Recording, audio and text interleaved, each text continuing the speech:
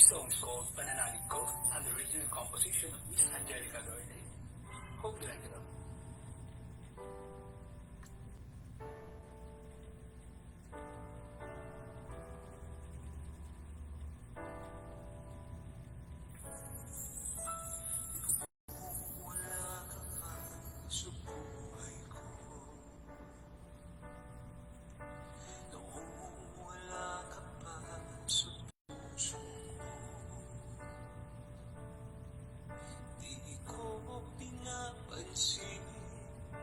Pag-ibig mo sa'kin, pag-ibig at biyaya mo hindi ko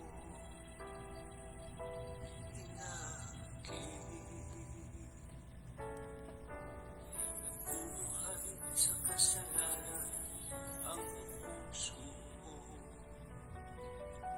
pag-ibig ko'y hindi ilan sa'yo. Mahina sa tukso ang pagkatao ko, pananalig ko sa iyo'y hindi siniseryoso.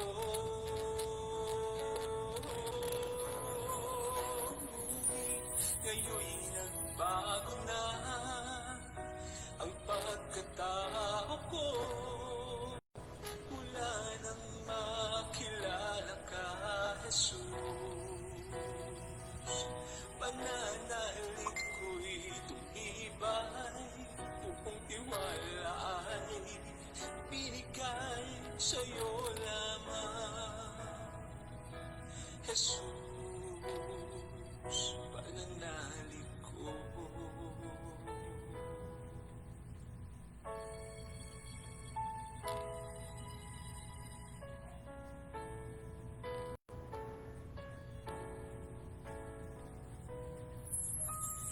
Buhay sa kasalanan ang puso mo, pag-ibig ko'y hindi ilan sa'yo. Mahina sa tukso ang pagkatao ko, pananalig ko sa iyo'y hindi siniseryoso.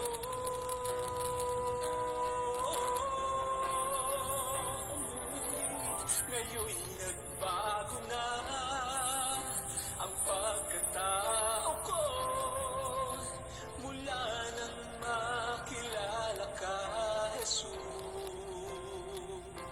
pananalig ko'y tumibay, buong tiwala ay binigay sa'yo lamang. Jesus, pananalig ko.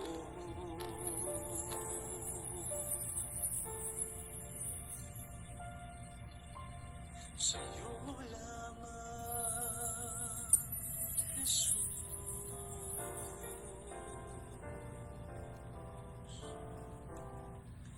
Pananalig ko.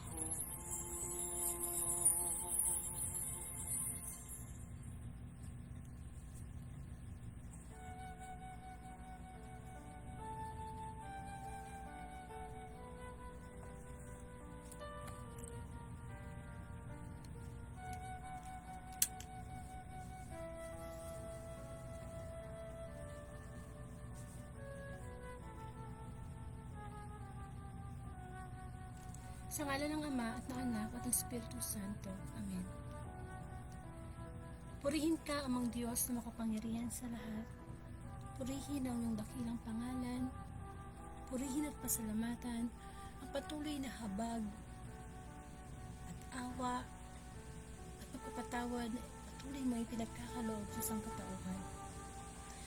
Muli maraming salamat po sa oras na ito na muli mong ipinagkakaloob upang kami makarinig ng pinakamahalagang biyaya sa bawat araw, ang aming pagkain spiritual mula sa iyong mabuting balita. Ngunit bago kami magpatuloy, makinig Sa badal mong mensahe, Panginoon, hayaan mong lumapit kami na may kapabaang loob at humingi ng kapatawaran sa aming mga pagkukulang. Muli, Ama, ang iyong bang lingkod ay lumalapit sa iyo na may kapabaang loob. Humihingi po ako ng kapatawaran sa aking mga pagkukulang at mga pagkakamali, mga kasalanang nagawa sa nakalipas na oras. Pagkalinisin mo po ang aking puso at aking isip, ang aking espiritu sa oras na ito. Ako po isang makasalanan at hindi karapat-dapat na lumapit sa iyo. Pero maraming salamat sapagkat sa buhay mong ibinigay, inialay sa amin. Karoon kami ng pagkakataong lumapit sa iyo at humingi ng kapatawaran. Panginoon, itago mo ako sa iyong liwanag. Nawa, ang iyong prophetic voice, ang iyong banal na mensahe lamang ang aming marinig at mapagnilayan, Panginoon, sa aming buhay. Send me your Holy Spirit and give me the wisdom, the discernment, and the fruit of the Holy Spirit. Ikaw po, ang ibig kong maitaas sa Facebook ID na ito. Give me the humility to follow your will, my Lord. Kayo din, Lord, pinapanalangin ko ang lahat makakarinig ng Friday Gospel. Panginoon, pagod mo kami pisikal sa buong maghapon. Ano po man ang hinaharap naming pagsubok sa mga oras na ito. Nawa, Panginoon, in Jesus' name, kinakasot ko ang mga hadlang at nawa sa oras na ito, kahit sa oras lang na ito, ay focus namin ang aming espiritu sa espiritu mo, Panginoon, upang magkaisa at pabigyan kami ng pagkaunawa sa ibig mong mensaheng ibinhi sa aming mga puso.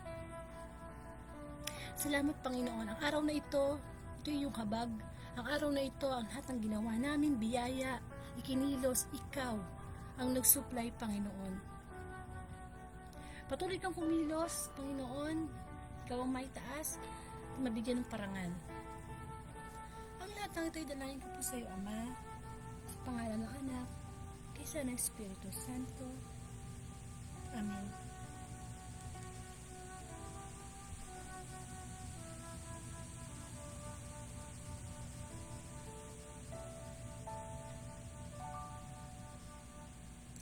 Bigyan po natin ng parangal ang mabuting balita. Hallelujah, hallelujah. Purihin ka mang Diyos na makapangyarihan sa lahat. Hallelujah, hallelujah.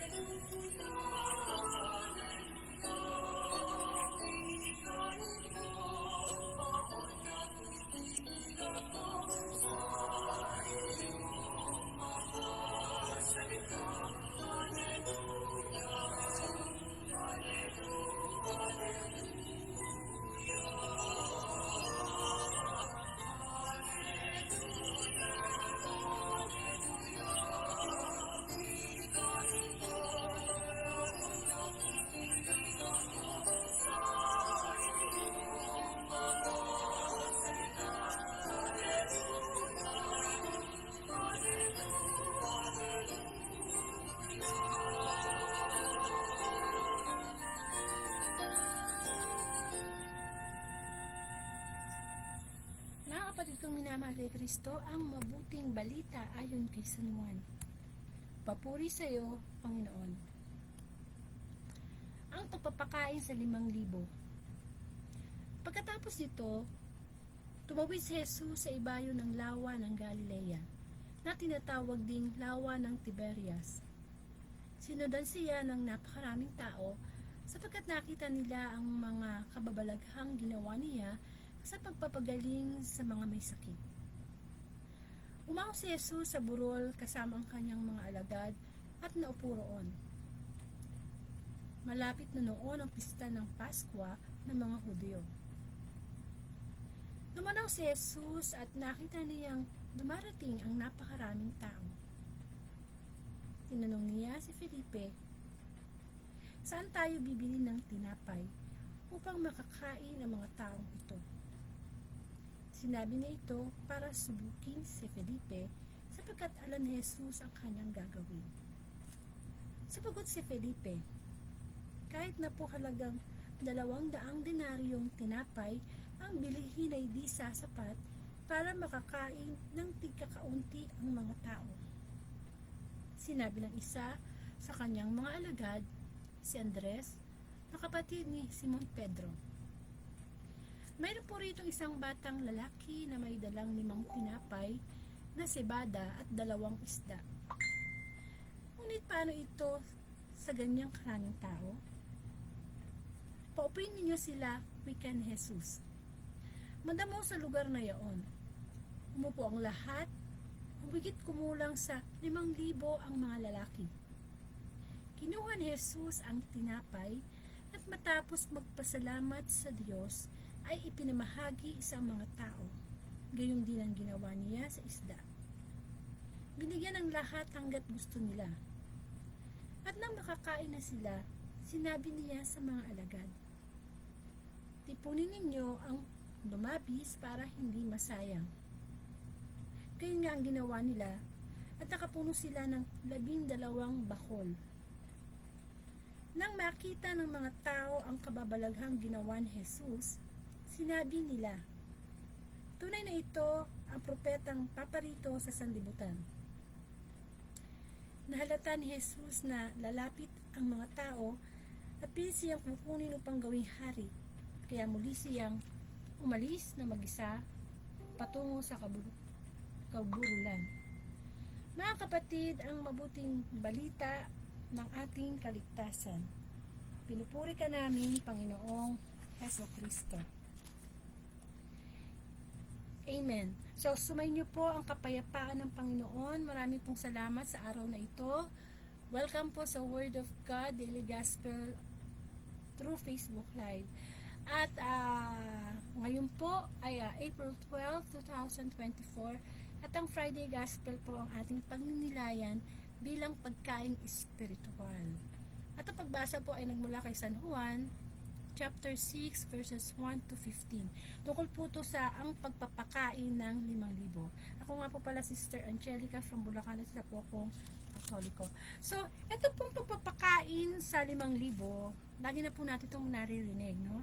Every year, naririnig na natin itong gospel na to, no? Bigyan po natin ng parang summary yung nangyari sa binasa natin mula sa mabuting balita. So, alam naman po natin ang Panginoong Jesus talagang nakilala siya dahil sa kanyang mga himalang ginawa, kamukha ng mga pagpapagaling niya sa mga may sakit, pagkakasaot niya ng mga demonyo, pagbuhay niya ng mga patay, pangangaral niya ang salita ng Diyos. Yun ang pinakamahalaga, no? So, nagkaroon siya ng maraming followers. Amen. And, of course, isa sa mga himala na ginawa ng Panginoong Jesus ay ito pong pagpapakain sa 5,000. So, ito po ay senaryo na kung saan sinundan siya ng mga tao dahil syempre gustong makarinig ng mabuting balita, maraming gustong lumapit para magkaroon ng kagalingan sa kanilang mga sakit. Of course, sa madaling salita, talagang fina-follow nila si Kristo kasi alam nila na makapagbibigay ng kagalingan ang Panginoong Jesus. And ngayon, nakita ngayon ng Panginoong Jesus, ang daming tao sumusunod sa Kanya. At dumating yung time na tinanaw ni Jesus ang napakaraming tao at tinawag niya ngayon si Felipe. Si Felipe ay isa sa mga alagad ni Kristo. Ang tanong ng Panginoong Jesus, tinanong niya si Felipe, saan tayo bibili ng tinapay upang makakain ng mga tao ito? So, tinanong ng Panginoong Jesus, Felipe, saan tayo bibili ng tinapay? Dami-daming tao. Amen. Sa palagay niyo ba, sa ganung puno ng wisdom si Kristo, bakit pa siya nagtanong ng ganun? Pwede naman siya maghimala, no? Tinanong pa niya. Sabi nga dito sa mabuting balita, sinabi ito ni Kristo kay Felipe para subukin si Felipe. Amen. Tapos, ano ngayon ang sagot ni Felipe? Ang sabi niya, naku, kahit po halagang 200 denaryo na tinapay ang bilhin natin, hindi po yan sasapat sa dami ba naman ng tao. Biro mo, 5,000, mga lalaki pa lang yon. Wala pa doon yung mga bata, mga babae. Ang dami, just imagine, 5,000. Kaya ang sabi ni Felipe, hindi kakasya. 2 denaryong tinapay, hindi kakasya yan. Diba? Kahit pagpira-pirasuhin pa natin ng kakaunti yung mga tao, hindi kakasya. So ngayon, ito naman ang isang alagad ni Kristo, si Andres. Si Andres na kapatid ni Simon Pedro. Ang tugon naman ni Andres, naku po, meron po dito isang batang lalaki. May dala po siyang 5 mga tinapay at 2 isda. So, magkaiba sila ng ng pagtugon doon sa gustong ipinapakita ng sitwasyon. Pero ang tanong, kasya ba yun? Kasya ba yun? 5 tinapay, 2 isda, 5,000, mahigit pa, ay pakakainin. Lalang imposible yata yun. Diba? Pero anong instruction ni Kristo? Sabi ni Kristo, okay, sige, paupuin nyo sila. Di ba pinuupo yung mga tao, no? Madamo pa nga yung kanilang inupuan doon eh. At anong ginawa ni Kristo? Ito na ngayon ang ginawa niya. Kinuha niya yung 5 tinapay at 2 isda at itinaas niya sa langit at nagpasalamat sa Diyos. At pagkatapos, yun na, nangyari na yung himala. Di ba? Binigyan na niya lahat. Binigyan na lahat ng mga alagad yung mga taong naroroon. At ang himala pa doon, lahat nakakain. Lahat nabusog. At ano pa? May lumabis. May sumobra pa. At anong instruction ni Kristo? Oh, yung mga sumobra, tipunin niyo yan. Ipunin niyo yan, huwag niyo sayangin. At nakapuno pa nga sila ng 12 bakol. Amen. So, ganun po yung senaryo nung himala sa pagpapakain sa 5,000. Sa buhay po natin, alam niyo po, pag nakikinig tayo ng gospel o ng salita ng Diyos, meron po yung application, practical application sa buhay natin. Hindi lang naman yung basta kwento na naririnig natin, hindi ba? Meron yung practical na mensahe, banal na mensahe sa atin. Amen. So, ano yon? Kung ilalagay natin sa practical life natin, yung nangyari sa paghimala ni Kristo sa pagpapakain ng 5,000, ito ang maaaring itanong sa atin ng Panginoong Jesus. Paano ba tayo humaharap sa ating mga pagsubok sa buhay? Paano ba natin tinitignan ang mga problema sa ating buhay? Amen. Kasi makikita natin na may problema eh. Nagkaroon ng problema doon sa mabuting balita. Daming tao eh. Paano papakainin? Amen. Nakita ni Kristo yung dami ng tao at nahabag siya. Naawa ang Panginoong Yesus, di ba? Hindi naman siya papayag na makikinig lang ng salita ng Diyos yung mga tao, papagalingin niya. Siyempre nagugutom din yan eh. Maaring ang mga tao ngayon ay sa iba't ibang lugar pa nagpunta para lang makita siya at humingi ng kagalingan. So, ganun din tayo sa buhay natin. Paano natin sinusolve, hinaharap ang mga problema sa ating buhay? Paano nga ba? Tayo ba ay kamukha ni Felipe? O kamukha tayo ni Andres? O kamukha tayo ng batang lalaki? O kamukha tayo ng 5,000 mga tao higit pa? O kamukha tayo ni Kristo? Paano natin hinaharap ang pagsubok sa ating buhay? Nakita natin, no?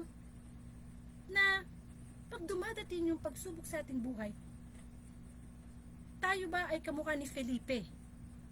Ano yung naging tugon ni Felipe nung tinanong siya ni Kristo? 200 denaryo, tinapay, kahit pag isa-isahin yan, di yan magkakasya. Ano agad nang nasa isip ni Felipe? Negative agad. Hindi pwede, walang mangyayari. Hindi kasya. Kung tutusin nga, sa mabuting balita, kung titingnan mo by your naked eye, hindi talaga kasya. Imposible. Di po ba? Tayo, paano natin hinaharap ang problema? Ay, wala akong pera ngayon. Imposible na may makain pa ako ngayong araw na ito. Ay, may sakit ako ngayon. Ay, imposible na ganito, na gumaling ako. Paano natin tinitingnan ang mga pagsubok sa ating buhay? Ito ba'y imposibleng magkaroon ng solusyon? Or posible na magkaroon ng solusyon? Kasi, kung ang pagtingin natin sa problema is beyond sa kakayanan lang natin bilang isang tao, talaga imposible yan. Kasi limited lang yung kakayanan natin eh. Limited lang yung pag-iisip natin. Diba? Kaya hindi tayo makasolve ng problema natin. Kasi para tayo si Felipe, na tiningnan lang niya na, ito lang Lord, hindi to kasya.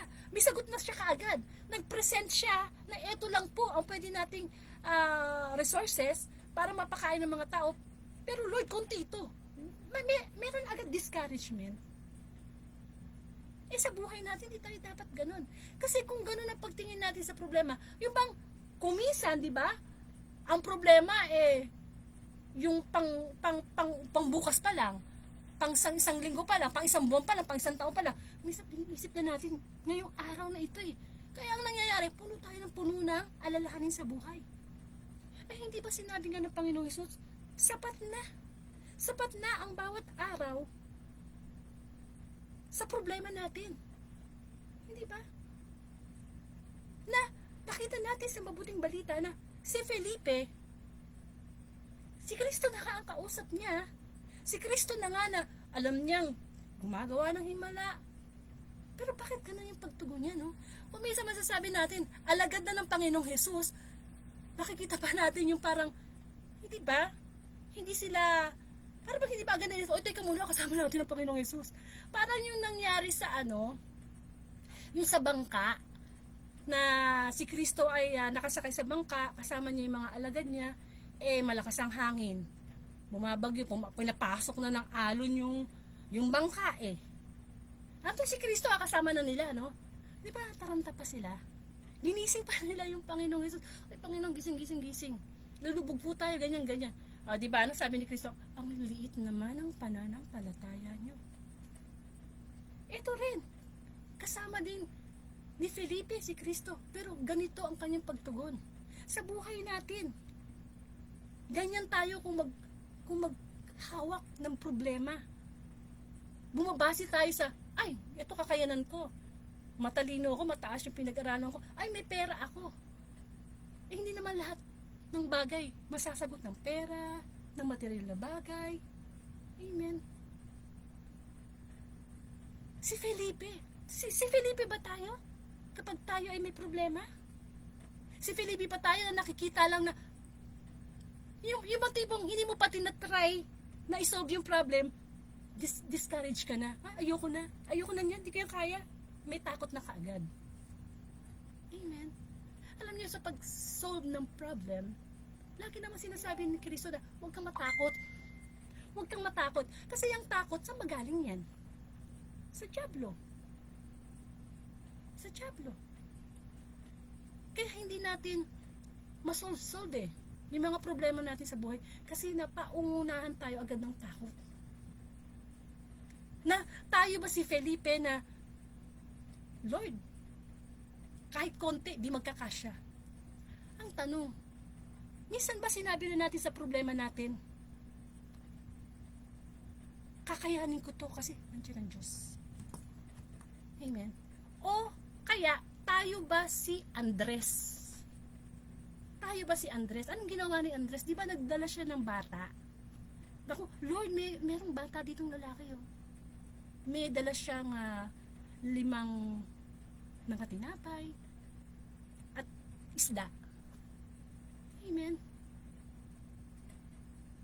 Tayo, sa buhay natin kapag humaharap tayo sa pagsubok,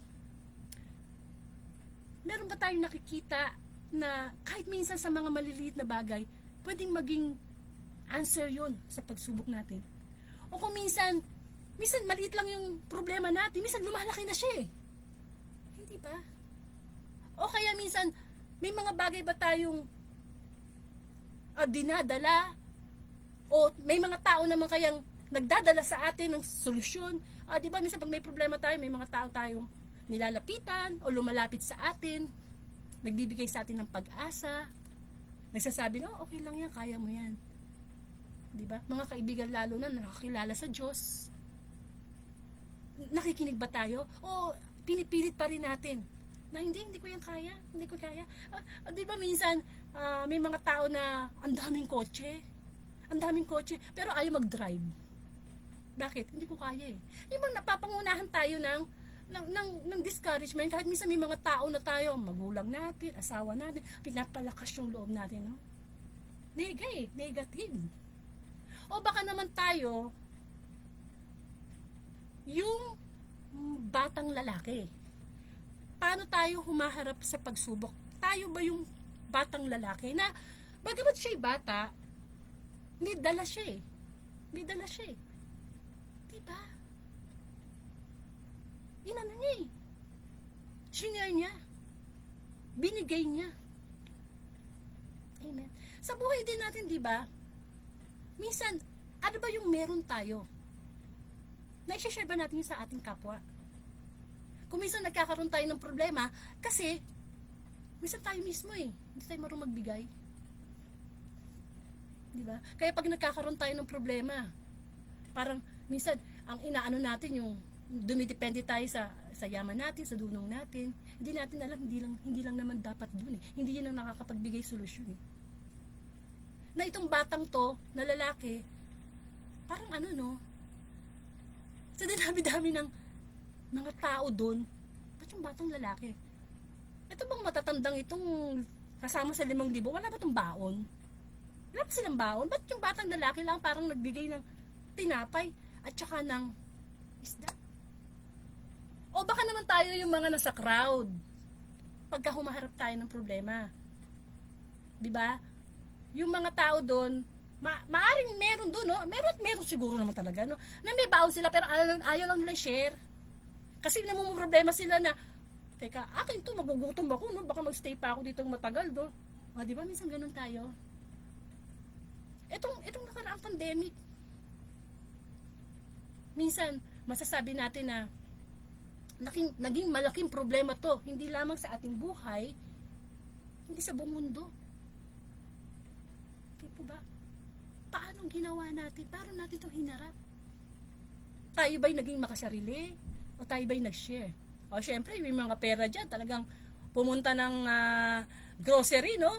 Talagang punong-puno yung mga rep, yung mga paano yung mga walang pera noong mga time na yon? Hindi tayo ready. Hindi ba? Kung minsan, sa pagharap din natin ng problema, minsan tayo rin yung problema eh. Diba tayo rin mismo eh. Na, is either naunahan tayo ng takot, dumadating yung time dahil sa takot, nagiging makasarili, hindi nagbabahagi, nagiging, di ba, selfish? O baka naman dapat, pag dumadating yung pagsubok o yung problema, tayo si Kristo. Amen? Tayo si Kristo. Ano yung naging ginawang pagtugon ni Kristo doon sa pagpapakain ng 5? Ano yung himalang ginawa niya? Hindi ba kinuha niya yung 5 tinapay at 2 isda, itinasa sa langit, nagpasalamat siya sa Diyos at ipinagbahabahagi niya yun. Sana ganun tayo, no? Kapag humaharap tayo sa problema. Kasi ano yung tanong ni Kristo sa kanyang alagad? Oh, ano bang meron dyan? Felipe, ano bang meron dyan? Sa buhay natin ganun din. Kapag humaharap tayo ng pagsubok, isipin natin yung tinanong ni Kristo kay Felipe. Tinatanong tayo ni Kristo kapag may problema tayo, ano bang meron pa dyan? Diba? Perfect example, yung pandemic. May mga pinag-aralan, may mga nurse na wala ng trabaho. Meron pa nga akong napanood sa news na para siyang airplane crew, ewan ko kung stewardess siya or whatever. Pero nung pandemic, natuto siyang magtinda ng barbecue sa harap ng kanyang bahay. Kapag may problema, tinatanong sa atin ng Panginoon, ano pa bang meron dyan? Yung bang tipong, imbis na malugmok tayo sa problema natin, tinatanong niyo, ano pa bang meron dyan? Halimbawa, wala kang trabaho ngayon. Ay tinatanong na, ano pa bang meron? Ano pa bang talent mo? Ano pa bang skills mo? Ano pa bang pwede mong gawin para kumita? Diba? Halimbawa, retired ka na sa trabaho mo. Alang tubunga ka na lang dyan. Siyempre, magiging unproductive ka. Tanong nila, ano pa bang meron dyan? Oh, marunong ka bang ganito? Marunong ka kumanta? Marunong ka magluto? Marunong ka... Pwede mong simulan yun. Kaya nga diba, sa pagpaparami, sa pagpapakain sa 5,000, anong nangyari? Hindi ba napakain lahat? May sumobra pa, may naitabi pa, ganon din minsan sa buhay natin. Minsan, kung anong wala, tinatanong Lord, meron pa, may pag-asa pa, may magagawa ka pa. Hindi ba? Kung retired ka na sa trabaho mo, maghanap ka na ibang pwede mong pagkakitaan. Baka mamaya doon ka pa yumaman. Baka mamaya doon ka pa umasenso. Kasi ang pag-asenso naman ng tao, wala naman sa pinag-aralan eh. Sabi nga, diskarte, sipag, at tiwala sa Diyos. Higit sa lahat. Diba? May sakit ka ngayon. Tanong ni Lord, paano mo harapin yung pagsubok na yan? Ano pang meron? Lord, may high blood ako, may diabetes ako, may cancer ako, Lord. Tanong ni Lord, ano pa bang meron sa'yo? Di ba nakakakita ka pa? Di ba nakakalakad ka pa? Hindi ba? Minsan, kapag meron po tayong pagsubok, lagi tayong nakatingin doon sa kawalan. Nakakalimutan natin na meron pa. Kamukha na ginawa ni Kristo, itinaas niya yung 5 tinapay, yung 2 isda, at nagpasalamat siya.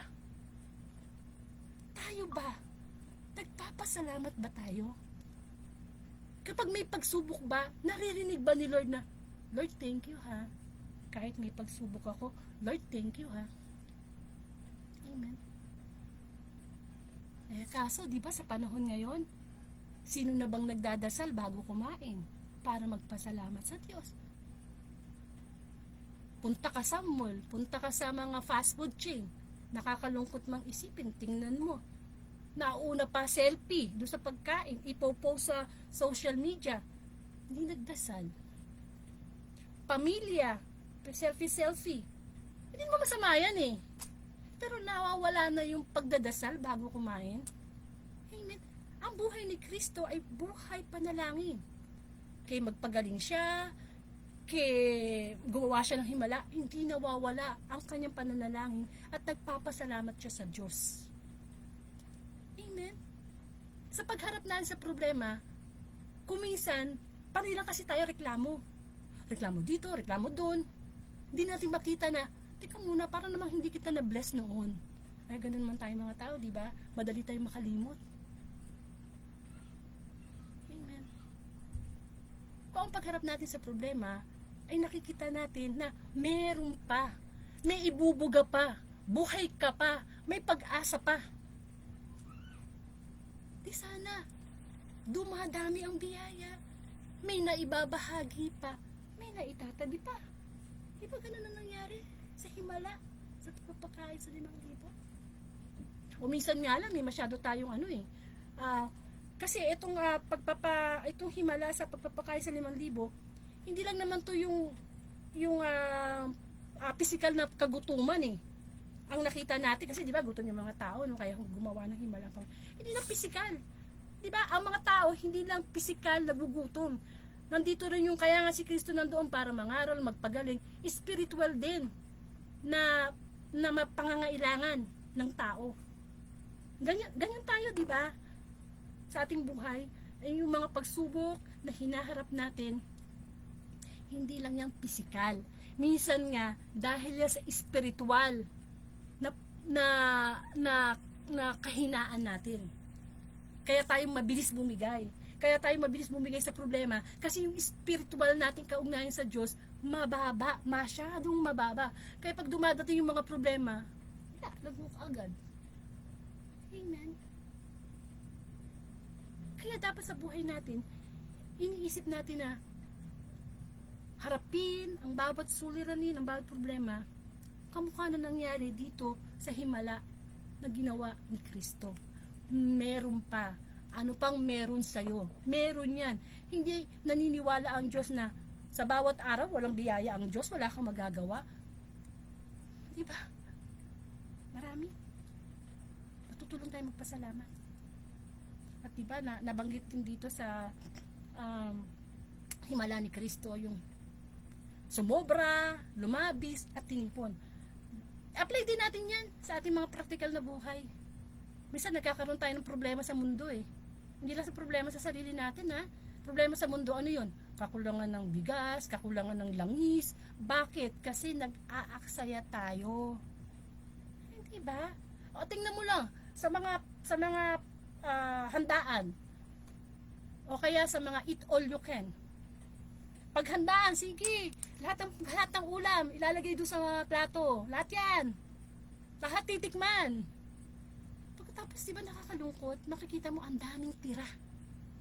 Ang daming taong nagugutom sa mundo. Kaya tayo, kapag tayo sa mga ganyang handaan, hindi ba kung ano lang yung kaya nating ubusin, yun lang ang kainin natin. Kaya naman doon sa naghanda, pinaghirapan niya ng pera yan at paghahanda na para makakain tayo. Kakain na nga lang tayo, inaksepa natin. Amen. Kumbaga, isipin natin na ang bawat biyaya na binibigay sa atin ng Diyos, matuto tayong tipirin, itabi, at ibahagi sa iba. Kamukha ng ginawa ni Kristo. Kung hindi tayo nagkakaroon ng problema. Kasi meron tayong ibibigay. Di ba? Kaya lang tayo minsan hindi makaalpas sa ating mga pagsubok na dinaranas kasi mismo nagsisimula talaga yun sa sarili natin. Amen. Kumbaga, yung ating sarili, yung ating pananampalataya sa Diyos, nagkukulang tayo. Yan. Kanya-kanya tayong problema. Alam ng Panginoon, anong problema ko, anong problema mo, alam niya yan. At dapat alam nating harapin yan. Actually, pag may problema nga tayo at nakakilala na tayo sa Diyos, actually hindi na yung problema eh. Yung isang pagsubok. Sabi nga, ang ating pananampalataya ay dinadalisay. Diba? Yung sa apoy ng pagsubok. Para makita kung fake o hindi. Kaya pagka nagkakaroon tayo ng sakit, ng kawalan ng kabuhayan, ng broken relationship, hindi tayo dapat nagda-down. Hindi ba? Dapat nakikita natin na sa bawat pagsubok, pag may pagsubok sa buhay mo, nandun si Kristo. Yun yung stage mo to perform, to show to God na kaya natin dahil nandiyan siya. Na talagang hindi tayo dapat talaga mawala ng pag-asa. Kasi may natitira pa na pwede nating paramihin, palaguin, i-share. Kasi ganyan naman ang Diyos eh. Ganyan ang Diyos. Kung magbigay yan, siksik, liglig at umaapaw. Hindi lang natin makita yun kasi lagi tayong nakatingin doon sa material na bagay. Naakala natin pag mayaman ka, may pinag-aralan ka, marami kang pera, ay, wala na problema. Eh baka matulad tayo doon sa hangal. Mayamang hangal. Na sinabi niya, naku, dami kong ani. Gigibayin ko yung kamali ko, gagawa pa ako ng mas malaki. O ayan ha, dami ko ng ani ha. Tulog na ako, pakasaya na lang ako sa buhay ko. Eh ano sabi ni Lord? Hangal, hangal, hangal. Ngayon din, kukunin ko yung buhay mo. Anong pakinabang? Hindi ba? Kaya tayo nagkakaroon ng problema sa buhay natin. Kasi nakatingin lang tayo sa mga resources natin, akala natin, yun na yung solusyon. Yun na yung solusyon. Amen. Ang solusyon sa pagharap natin sa buhay ay magtiwala tayo sa Panginoon. Magpasalamat tayo lagi. Alam nyo, itry nyo magpasalamat lagi. Sharing. Sa akin po, nasubukan ko yung lagi magpasalamat. Hindi ko na mabilang kung ilang pagpasalamat ko sa loob ng isang araw. At nagsasara yung pinto ng pagrereklamo. Diba? Nakikita ko na meron pa, may bibuga pa, diba? May paghuhugutan pa, may maishishare pa, may maitatabi pa. Bakit? Kasi si Kristo gano'n siya, ipapasalamat. Sige, salamat. Na? Ewan ko kung sira ulo na ako. Kasi, di ba minsan, may nabili lang ako na ganitong item, thank you Lord. Nakauwi ako ng bahay, thank you Lord. Di ba? Natapos ko yung pagwawalis, thank you Lord. Kasi, let us be positive pagka may problema. Kasi nga, di ba, sabi nga po sa Philippos chapter 4 verse 8, dapat maging laman na inyong isip ay mga bagay na malinis, marangal, di ba? Let us be positive. Wala na akong mangyayari kung magiging nega ka eh. Eh, yan ang gustong-gusto ng diablo, yung mga nega na tao. Di ba? Yung bang, minsan una ka pang mag-isip doon sa tao, hindi ganyan ang pagharap sa buhay. Kailangan, bigyan natin ng ating sarili ng magandang pag-iisip kasi ang battleground talaga ng diablo etong ano natin eh, thoughts. Kaya mag-ingat-ingat tayo kapag nag-iisa tayo sa kwarto kasi ang daming diablo ang lalapit sa atin. Hindi ba? Maliban na lang kung nasa isa ka sa kwarto at nagdadasal ka. Pero kung hindi, di po ba? Actually, ang totoo naman po talaga nating problema dito sa mundo na dapat nating harapin araw-araw ay yung spiritual battle natin. Kasi dumadami talaga yan. Diba? Social media lang eh. Problema na natin yan eh. Ang dami nang lumalabas na mga content creator na hindi na nag-glorify si God eh. Di ba? Ano nangyayari? Hindi yung nangyayari dito sa Himala sa 5,000 ang nangyayari sa social media. I-like, i-comment, i-share. Eh anong nasi-share, anong naibabahagi ng social media sa tao? Wala, puro makamundo. Di po ba? Hindi yun ang gusto ng Panginoon. Kaya nagkakaroon tayo talaga ng malaking problema sa social media pa lang eh. Iba-iba. May problema tayo, may problema ang kapwa natin, may problema ang mundo. Eh, natural lang yan. Hanggat buhay tayo, may problema. Hindi mawala yan.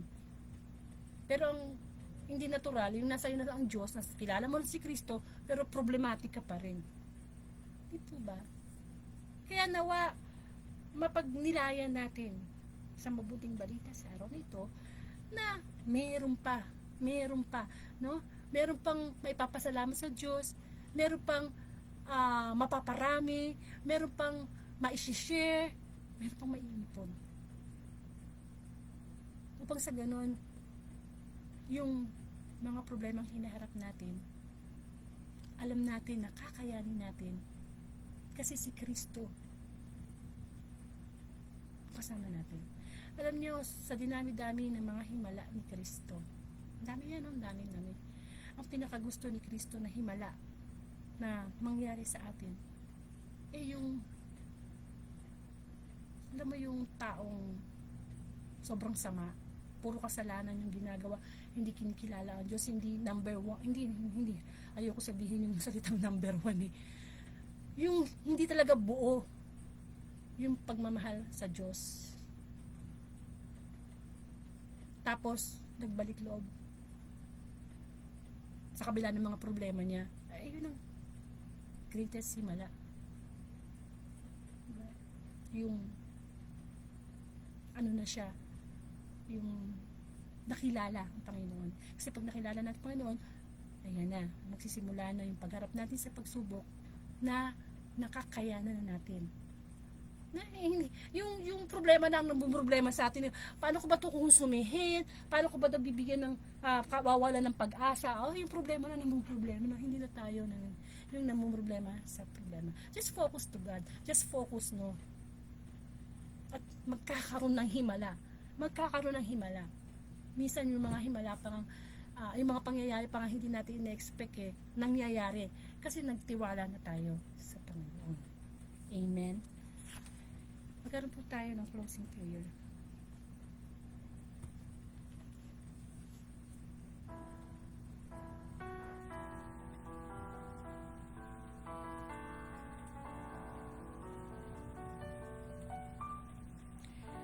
Panginoon, marami pong salamat muli sa pagpapaalala mo po sa amin, sa pagharap namin sa pagsubok. Kailangan namin makita lagi ang mga positibong pamamaraan sa tulong mo. Na lagi kaming matutong magpasalamat sa lahat ng pangyayari sapagkat yun ang gusto mo.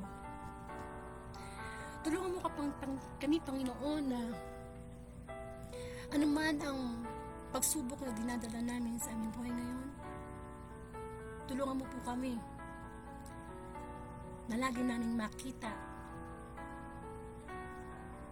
sa gitna ng pagsubok may isang Diyos na nandiyan, laging handang tumulong. Panginoon, idinadalangin ko ang mga taong nagdaranas ng matinding pagsubok sa mga oras na ito. Mga taong nagdadanas ng karamdaman. Yes, Lord, ikaw nakababatid kung anong hirap nararamdam nila physically. Ngunit Panginoon, higit sa lahat, ang karamdamang spiritual ang inilalapit namin sa iyo. Ang kagalingang spiritual, Panginoon. Kaya hindi, Panginoon, idinadalangin ko ang buong mundo. Ang mga pag-aaksaya namin sa mga biyaya mo, pag-aaksaya namin ng mga oras na hindi ka namin isinasama, pag-aaksaya ng mga bagay na walang kabuluhan at hindi ka nag-glorify. Marami kaming inaaksaya, Panginoon. Pero turuan mo kaming magbahagi. Turuan mo kaming makaipon. Tulungan mo kami, Panginoon. Maraming salamat po, Panginoon, sa iyong banal na mensahe. Tulungan mo kami, Panginoon. Ama namin, sumasalangit ka. Sambahin ang ngalan mo, mapasa amin ang kaharian mo, sundin ang loob mo dito sa lupa para na sa langit. Bigyan mo kami ng aming kakanin sa araw-araw at patawarin mo kami sa aming mga sala para ng pagpapatawad namin sa nakakasala sa amin. Huwag mo kaming pahintulo sa tukso at ihadya mo kami sa lahat ng masama. Sa ngalan ng Ama at ng Espiritu Santo. Amen.